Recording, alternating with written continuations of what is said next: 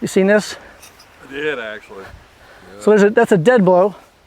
And inside it has BBs. We need to stop building fence like Granddad and start building fence like our kids will need to in the future. This is Mr.Fence Tools. Hey guys, Shawn King with Mr.Fence Tools. Let's talk about some tools, right? More specifically, tools that are related to our fence industry. We've got some cool stuff. The first one I want to talk about is the Thumper.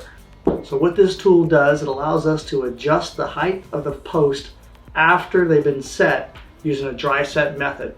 So that would be on the same day of installation. If you're going to adjust the height by driving them down, because they're just set just a little bit too high, we use this guy called the Thumper. This guy right here, right? So what's unique about this is it looks all like a sledgehammer. However, the handle is at an angle from the head. This allows us to get to a top of a 6-foot tall post and be able to hold the handle comfortably and the head hit flat on top of the post. That's very important that we hit flat for maximum impact on top of the post. Inside this head is about 25 pounds. There's some metal slag in here, so it's more of a dead blow action.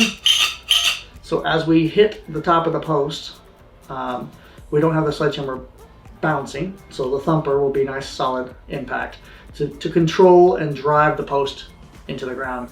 So it looks like this and hit flat. So pretty cool tool. Come check it out. Let's go see it used in the field.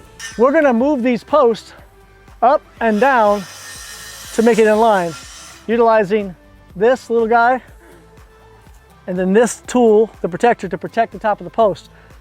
For years we would do this with a sledgehammer and hit the top of this post. And the problem is you would either split the top of this thing, dent the top of this thing. At the end of the day, you're gonna mark it up. At the very least, you're gonna mark it up. We can all agree that this does not look good. That one down there is really high. You seen this? I did actually. Yeah. So that's a dead blow.